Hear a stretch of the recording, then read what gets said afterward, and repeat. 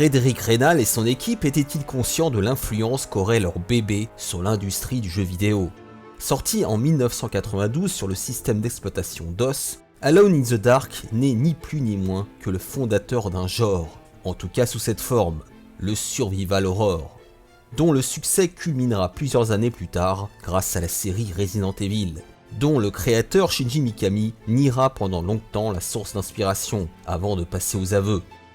Pourtant, tout était réuni pour que Alone in the Dark ne sorte pas, les dirigeants d'Infogrames n'ayant jamais vraiment cru au projet, sans parler des tensions qui découlèrent de son succès inattendu, allant jusqu'au procès.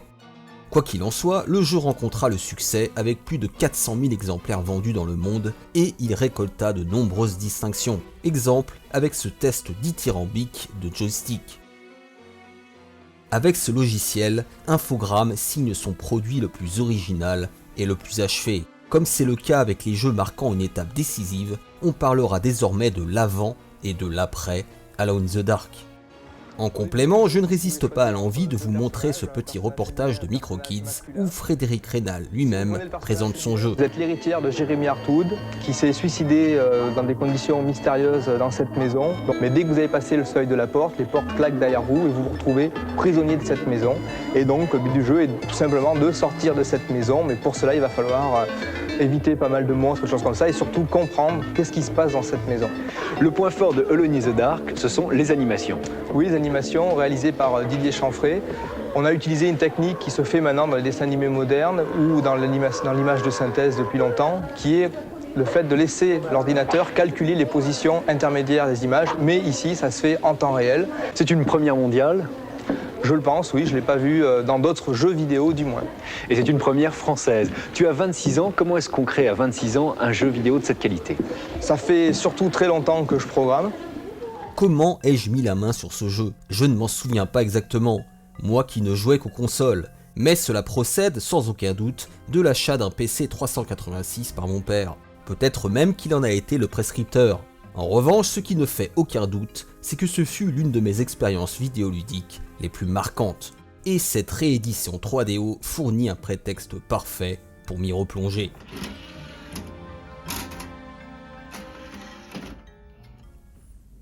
Bonjour, chers camarades, nous nous retrouvons donc dans Alone in the Dark, 31 ans après sa sortie sur PC et MS-DOS, mais cette fois-ci sur 3DO. Et oui, c'est la seule adaptation console jamais sortie, probablement pour des histoires de droit, mais nous y reviendrons. Alors, je précise qu'il s'agit d'une vidéo commentée en post-production, car j'ai souhaité me donner un peu plus de liberté pour parler du jeu et de mes souvenirs.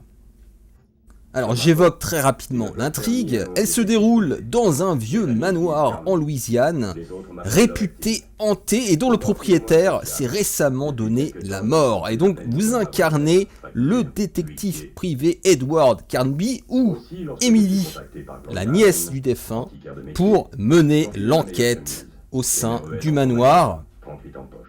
Alors, Alone in the Dark, avant d'être l'exploit technologique qu'il a été, eh bien c'est une ambiance, ce sont des environnements et un lieu, le manoir d'Erceto, qui m'a littéralement terrorisé à l'époque.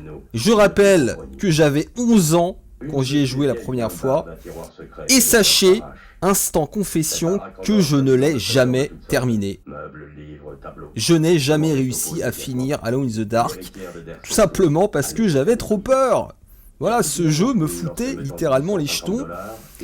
Et il incarnait à mes yeux un jeu pour adultes. Voilà, je le concevais comme ça et je me sentais tout simplement pas à l'aise pour m'y investir et pour progresser. Et il est vrai que ces influences multiples, alors il y a évidemment le romancier Lovecraft et son œuvre majeure, L'Appel de Cthulhu, puisque on rappelle qu'au début des années 90, Infogrames a acquis les droits d'exploitation de son œuvre et avait prévu de produire plusieurs jeux inspirés de son univers. Et donc l'influence d'Alone in the Dark s'est faite auprès d'œuvres pour adultes. Lovecraft, Edgar Poe, Romero, tout ça, j'en étais bien loin à l'époque. Et donc c'est finalement assez logique que je me sentais pas à ma place. Alors cela dit, et c'est ça le paradoxe, c'est que je ne l'ai pas fini, mais j'y ai quand même pas mal joué. disons que j'avais énormément de difficultés à progresser, aussi parce qu'il y avait des énigmes, aussi parce que le jeu n'était pas facile, et qu'il fallait appréhender sa représentation en pseudo 3D. Et ça, pour un gosse de 11-12 ans, c'était pas forcément évident. Et encore plus peut-être avec un clavier, parce que, évidemment, je n'avais jusqu'à présent joué qu'à des consoles. Donc cette introduction est absolument cultissime, hein.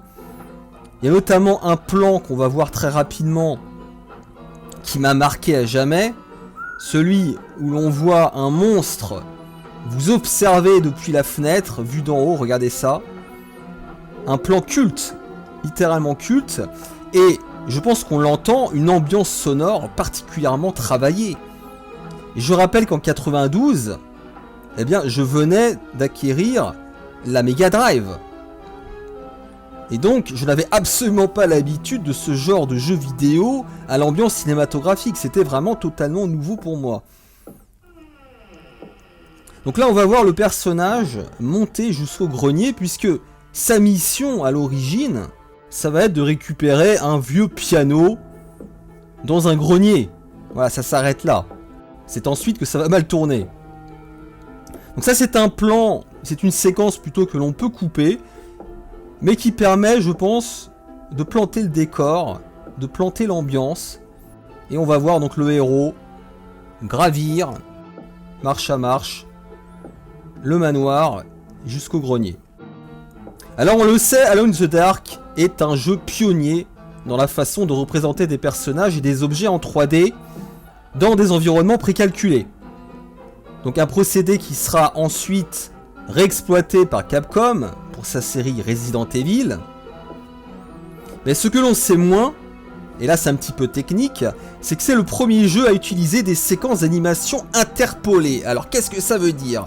Et bien tout simplement que c'est l'ordinateur qui va calculer en temps réel les positions intermédiaires des animations des personnages. Ce qui a permis à l'époque d'assurer une constance dans la vitesse des animations en fonction de la puissance des machines et des ordinateurs. Ce qui faisait qu'en fait, l'ordinateur s'adaptait pour que les animations se fassent à une vitesse prédéfinie par les développeurs. Donc c'est un petit peu technique, mais tout ça, c'est pour vous planter le décor et vous rappeler à quel point c'était un jeu pionnier. Donc là, c'est la première séquence dans le grenier. Très rapidement, ce qu'il va falloir faire, c'est boucher les entrées. Et là, honnêtement, je ne peux pas ne pas penser à Resident Evil 4. Resident Evil 4 qui est sorti de longues années plus tard et qui reprend en quelque sorte cette mécanique. Voilà, donc là je vais boucher l'entrée au niveau de la fenêtre et puis là ça va être au niveau de la trappe. Donc là vous allez voir que les ennemis vont tenter de rentrer, ne pourront pas le faire. Le menu là qui va me permettre d'ouvrir le coffre et de récupérer la première arme, le fusil à pompe, le fameux fusil à pompe qui sera aussi une arme iconique de Resident Evil. Là vous voyez également quelque chose qui paraît bête aujourd'hui, mais la musique s'adapte à l'action. Ça aussi, ça avait un côté très cinématographique et nouveau. Ça fonctionne toujours. Et ces mécaniques ont été pensées en 1992. Il faut le rappeler. Et moi, je vais vous dire, même si graphiquement le jeu a vieilli, et peut-être en premier lieu la modélisation 3D qui apparaît particulièrement sommaire aujourd'hui, c'est vrai. Et les décors qui sont certes bien dessinés, mais dont les couleurs sont un peu criardes, voilà, ça pique un petit peu par moment. Mais ce qui m'a frappé en y rejoignant, c'est à quel point Alone in the Dark était en avance sur son temps, mais pas uniquement sur le plan de la représentation graphique et de la technologie, mais même dans le gameplay, dans les mécaniques. C'est ça, moi, qui m'a frappé.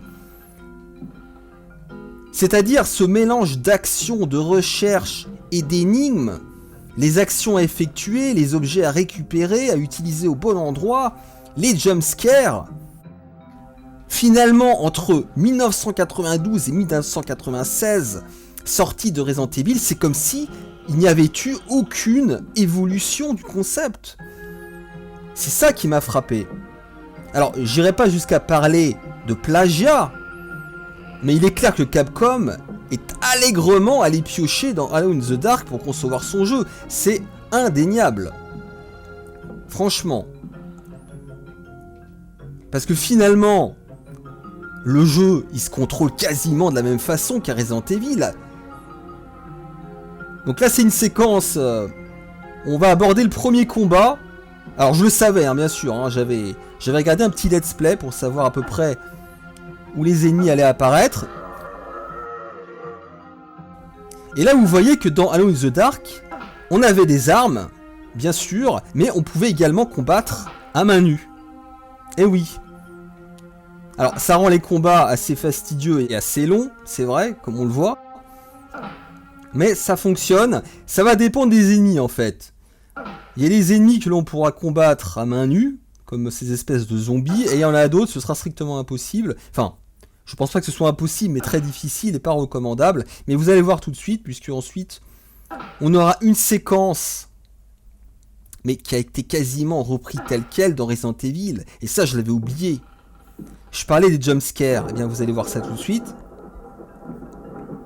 Donc évidemment, la dimension recherche est très importante hein, dans ce premier Alone in the Dark.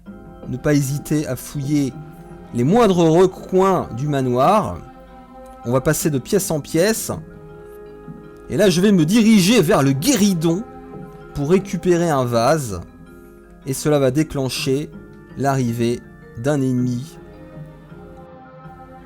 sous la forme d'un jumpscare qui rappelle évidemment celui de Resident Evil avec les chiens. Regardez ça. C'est incroyable quand même. Donc là, je vais utiliser le fusil à pompe. Voilà. Je sais pas combien de cartouches je vais devoir utiliser. Alors l'ennemi ne ressemble à rien. On dirait un coq qui a été plumé.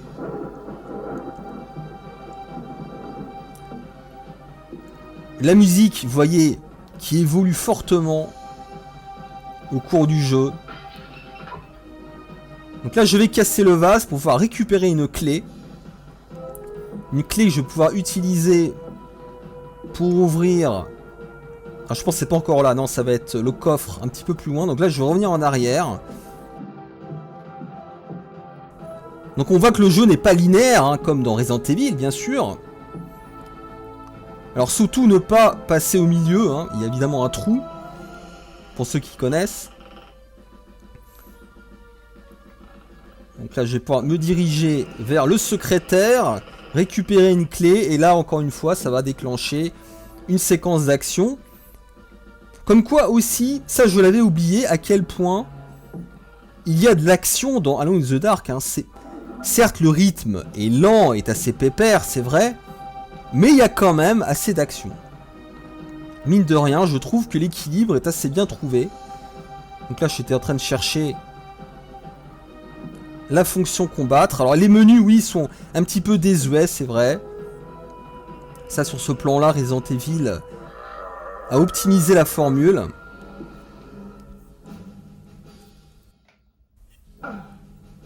Alors c'est intéressant parce qu'on voit que le jeu a pris plusieurs formes au cours de son développement.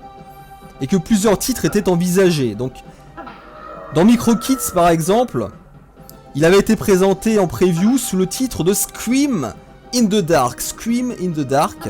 Et une autre version plus avancée qui était présentée, elle, lors d'un salon, l'avait présenté sous le titre de Doom of Derceto. Mais il faut savoir que le projet initial, eh bien, c'était de créer un jeu se déroulant entièrement dans le noir. Dans le noir! Et le principe, lui, était assez intéressant, puisqu'il consistait en gros à plonger le joueur dans le noir, dans des environnements totalement obscurs, mais avec quelques allumettes, voilà, pour progresser. Et donc c'est un principe, pour information, qui a été repris dans un jeu qui est sorti il y a quelques années, qui s'appelle White Knight, que j'avais acheté d'ailleurs sur PS4, en démat. Voilà, donc là j'ai récupéré la clé. Ça va me permettre d'ouvrir le coffre et de récupérer un sabre. Voilà. Donc il y a pas mal d'armes, il y a aussi énormément d'items à récupérer, l'inventaire est assez large d'ailleurs, il y a quand même de quoi faire, même s'il faudra un petit peu le cleaner de temps en temps. Donc là je vais revenir sur mes pas pour pouvoir progresser. Je vais me diriger vers la commode, juste là pour utiliser la clé que j'ai trouvée dans le coffre. Et ça va me permettre de récupérer 2 miroirs. Alors là c'est marrant, ça me rappelle des souvenirs. Parce que c'est vraiment une énigme à la con finalement. Mais j'ai mis tellement de temps à comprendre ce qu'il fallait faire avec ces 2 miroirs, c'est un truc de fou. Alors ça paraît aujourd'hui tellement évident. Voilà, donc là je vais me diriger vers la salle de bain. J'ai encore 2-3 items, peut-être un item à récupérer. Alors y jouer sur 3DO a un avantage, c'est que ça me permet d'y jouer sur un CRT. Donc vous savez, moi j'adore ça. En revanche, sur 3DO, malheureusement, il n'y a pas de sortie RGB, il n'y a que des sorties RCA et S-Video. Alors le S-Video, c'est pas mal, ça se situe entre le RCA et le RGB, mais enfin, ça ne vaut pas ce dernier quand même. Donc c'est vrai que la qualité d'image n'est pas optimale, mais enfin, c'est pas très grave. Je ne veux pas cracher dans la soupe, comme dirait Job.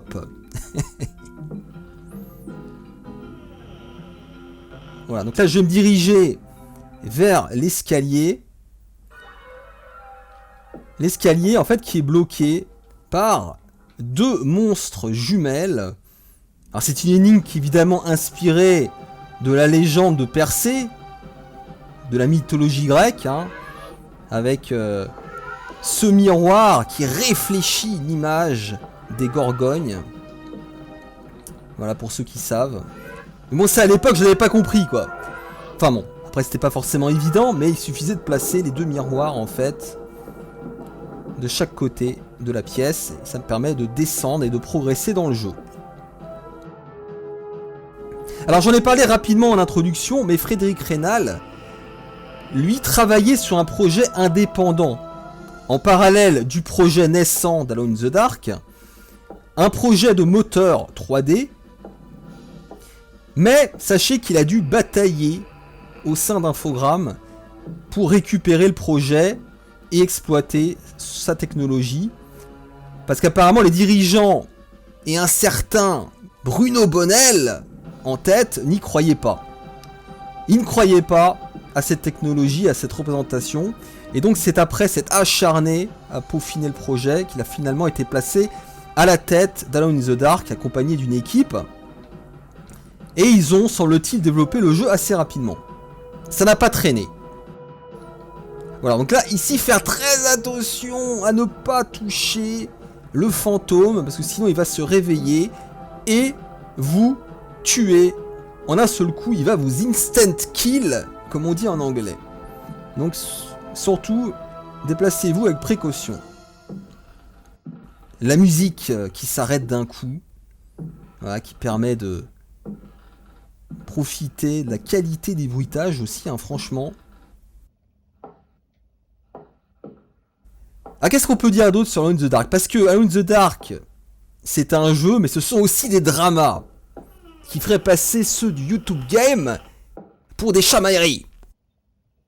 Des dramas qui iront jusqu'au tribunal. Et oui, parce qu'en gros, je dirais qu'il y a 2 problèmes. Il y a d'abord le fossé qui séparait Reynal, qui est un artiste. Hein. Reynal, c'est un ingénieur, c'est un développeur, mais c'est un artiste. Il a une fibre artistique très développée.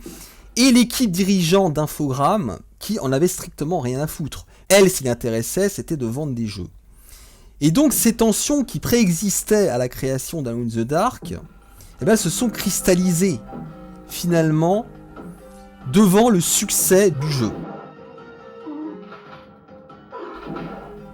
Donc une suite est mise en chantier, et rapidement, les divergences vont éclater sur la forme à donner à la suite. D'un côté, il y a Reynal et son équipe qui, en gros, voulaient conserver l'esprit original du premier épisode, avec un côté survival horror, un rythme assez lent, avec des énigmes, et Bruno Bonnell, qui lui souhaite l'orienter vers plus d'action. Toute ressemblance avec une autre série serait évidemment fortuite. Ça vous rappelle évidemment l'évolution de Resident Evil, hein, c'est exactement pareil.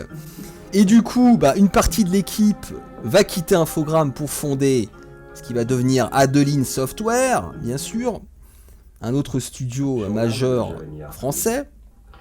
Voilà, donc on peut aussi récupérer, vous voyez, des livres, des notes, voilà. Donc là, je l'ai passé, mais ça fait partie de l'ambiance, hein. Je dirais qu'au moins la première fois, il faut les écouter.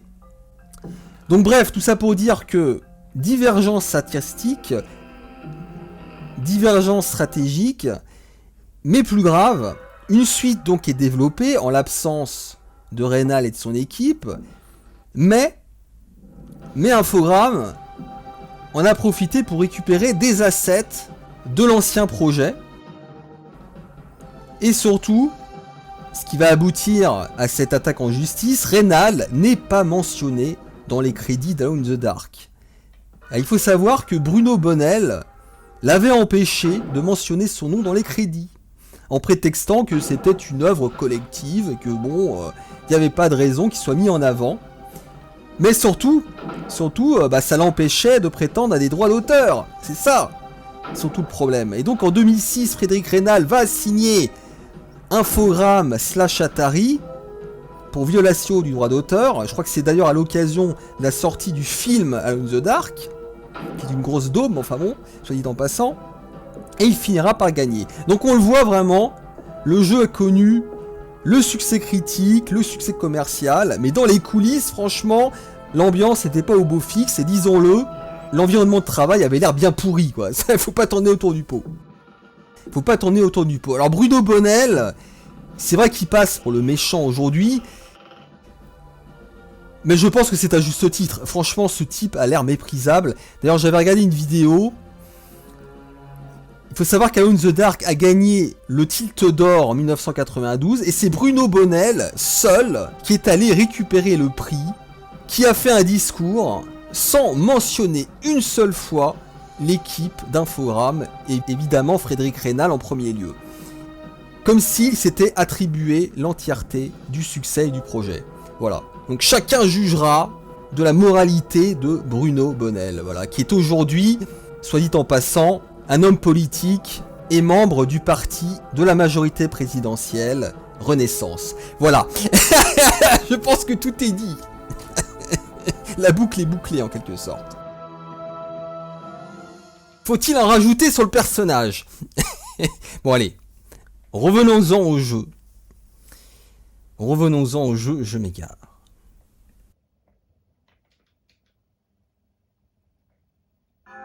Écoutez, franchement, mettez-vous à la place d'un gamin de 11 ans et qui joue à ce jeu. Est-ce que vous comprenez à quel point je me chiais dessus maintenant ou pas? C'est un truc de fou, non mais...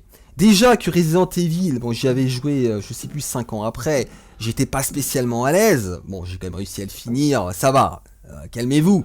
Mais enfin, je menais déjà pas large. Bon, imaginez à 10-11 ans, avec Alone in the Dark. C'est vrai qu'il est un peu moins sombre, les graphismes sont un peu plus criards, un peu plus colorés, mais enfin quand même. Ça c'est que les bruitages, enfin bon. Voilà, donc là je me dirigeais dans une salle aussi qui rappelle complètement Resident Evil, notamment la fameuse salle des tableaux. On a du mal à croire qu'il n'y ait pas un lien de cause à effet quand même. Et puis là, du coup, je vais me laisser piéger. Il ne faut pas avancer, mais je vais avancer. Et je vais me prendre des coups de hache en pleine tête. Voilà comment on va finir ce let's play. J'espère que ça vous a plu. En tout cas, moi, j'ai pris un énorme plaisir à me replonger dans Alone in the Dark, mais des années et des années après. Et puis, on se retrouvera peut-être pour un live pour progresser dans le jeu. Et en tout cas, j'espère que ma petite vidéo découverte permettra à son modeste niveau de faire revivre la flamme d'Alone in the Dark. Le vrai, l'unique, l'original. Et je dois dire que son remake qui est annoncé pour 2023 ou 2024 fait très peur. C'est pas rassurant du tout. Bonne journée et à plus. Bye!